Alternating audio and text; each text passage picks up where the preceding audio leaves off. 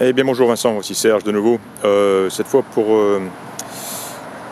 petite vidéo résultant de l'inspection de cette deuxième 380 SL, cette fois-ci le modèle 82 donc. Voilà, c'est bruyant aujourd'hui ici. Eh bien voilà, je viens d'en faire, j'ai fait deux choses importantes. Je l'ai mise sur un pont et j'en ai pris pas mal de photos. J'ai d'ailleurs fait une petite vidéo que vous aurez vue ou que vous allez voir.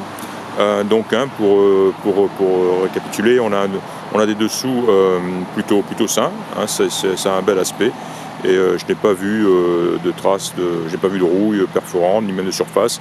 Je n'ai rien vu d'inquiétant en ce qui concerne les dessous de la voiture. Encore une fois, je n'ai pas une vingtaine de photos au moins, donc vous verrez tout ça en photo. Mécaniquement, cette voiture elle est en très bon état. Elle est très agréable à conduire. Elle est au moins aussi bien que l'autre SL, qui est de 2 ans sa cadette. On pourrait même dire que cette voiture-là est mécaniquement mieux que la seconde, puisque celle-ci a une montre qui fonctionne. Quoi d'autre? Une montre qui fonctionne.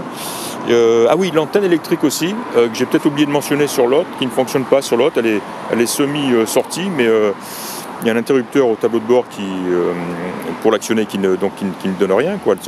Elle ne semble pas fonctionner. Donc c'est la deuxième chose. Et la troisième chose aussi que je n'ai pas mentionné sur l'autre, il y a un voyant, le voyant anti-lock qui se situe ici, qui reste en permanence allumé. Je dis bien sur l'autre, sur la plus chère des deux, sur la 85. Voilà, sans qu'il semble y avoir une incidence sur la voiture, sur le freinage ou sur la conduite, mais ce voyant est allumé. C'est d'ailleurs pas la première fois que je le vois sur une SL. Je l'ai vu plusieurs fois, ce voyant qui tend à rester allumé. Pourquoi? Je n'en sais pas, je n'en sais rien.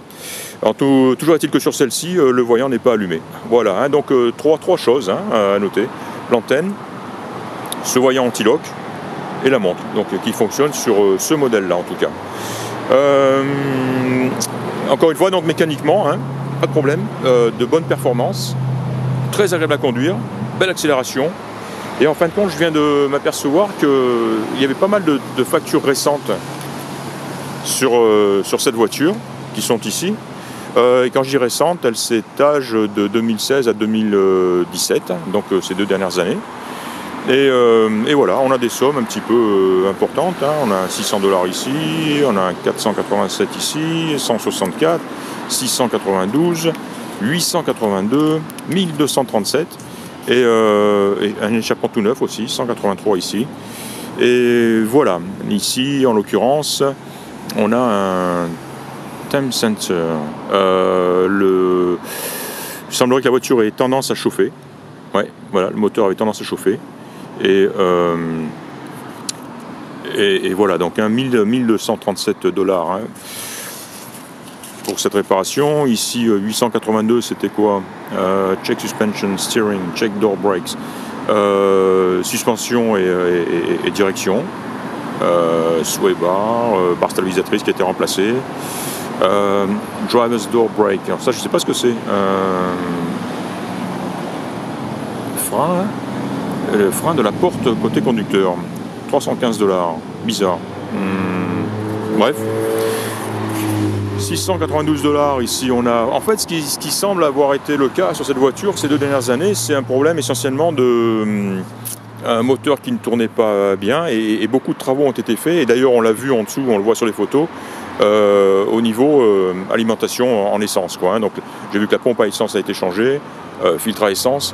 Et cette espèce d'accumulateur situé à l'arrière au niveau du réservoir qui semble aussi assez cher, qui a été remplacé aussi. Donc on a eu des problèmes d'alimentation d'essence, de ralenti, notamment ralenti à l'arrêt aussi, vitesse engagée. Le régime moteur semblait trop haut. Donc voilà, tous ces petits points qui ont été revus récemment. J'essaierai de faire des photos de toutes ces factures aussi. Sinon, elle dispose de son Owner's Manual, le carnet pas d'entretien mais d'utilisation. Voilà, et c'est à peu près tout. En documentation, c'est tout ce que j'ai trouvé. Alors effectivement, celle-ci, esthétiquement, elle est moins jolie que l'autre, sans aucun doute. Ça commence par, là aussi, je l'ai montré sur les photos, les jantes, on en a déjà parlé, hein, le chrome qui tend à s'écailler. La peinture est jolie, globalement, et par contre, j'ai trouvé, on arrive à voir sur l'aile arrière droite, d'une part, le vernis aussi qui à cet endroit-là est parti. On le voit un petit peu, je pense, ici, là.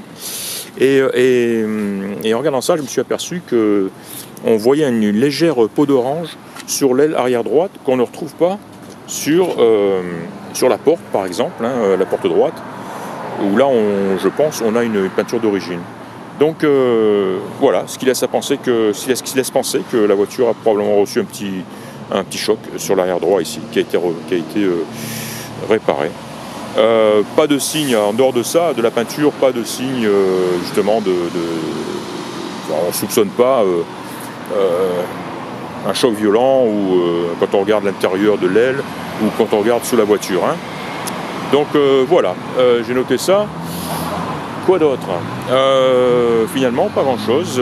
Un joli coffre. On a ici les pare-soleils qui sont manquants, mais on voit pourquoi ici, hein, ils sont de mauvaise qualité. On a une roue de secours en place, une jolie roue de secours d'ailleurs. Ouais. Et on a les outils. Voilà. Un cric ici. Et voilà, donc un joli coffre, de beaux chromes, de beaux feux. Les feux ne sont pas craqués, ils sont en bon état. Le hardtop est joli aussi. Le softtop, on l'a vu sur les photos de Memory Lane, hein, il est en très mauvais état. Ça, on le sait. Voilà, un compartiment moteur qui est propre, sec. Et donc rien d'anormal